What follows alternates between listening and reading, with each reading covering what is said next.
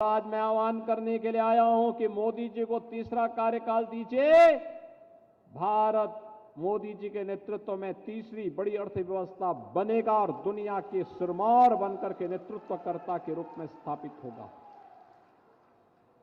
बहनों और भाइयों, इसीलिए तो प्रधानमंत्री जी कहते हैं कि हमारा एक ही संकल्प होना चाहिए। क्या होना चाहिए? हमारा संकल्प विकसित भारत। क्या होना चाहिए? हमारा संकल्प विकसित भारत। और विकसित भारत के लिए विकसित उत्तर प्रदेश आवश्यक है और विकसित उत्तर प्रदेश के लिए विकसित गोंडा भी आवश्यक है।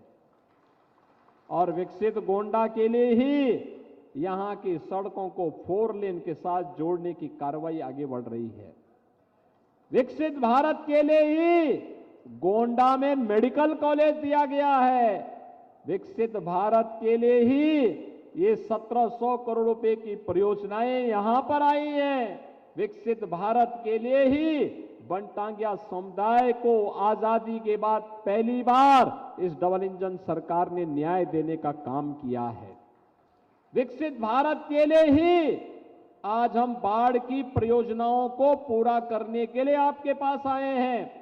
और विकसित भारत के लिए ही 4 दशक से लंबित सरयू नहर राष्ट्रीय परियोजना को पूरा करने का काम हुआ है।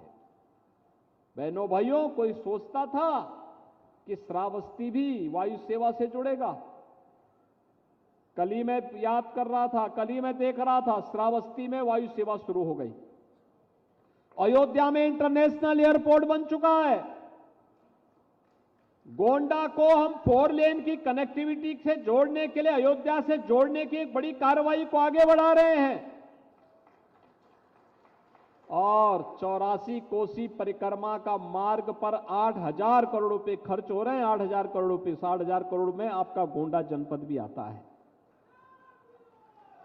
बहनों भाइयों, विकास ऐसे आगे बढ़ता है। विकास के लिए उस प्रकार का कार्य और उस प्रकार के लोग, आप अनुमान करिए आपके एक वोट ने कैसे देश की तकदीर को बदल के रख दिया। पहले भी आप वोट देते थे, जिन लोगों के लिए वोट देते थे, जिनको वोट देते थे, उनको राम के नाम से भय होता था, राम के नाम लेने में ही संकोच होता था।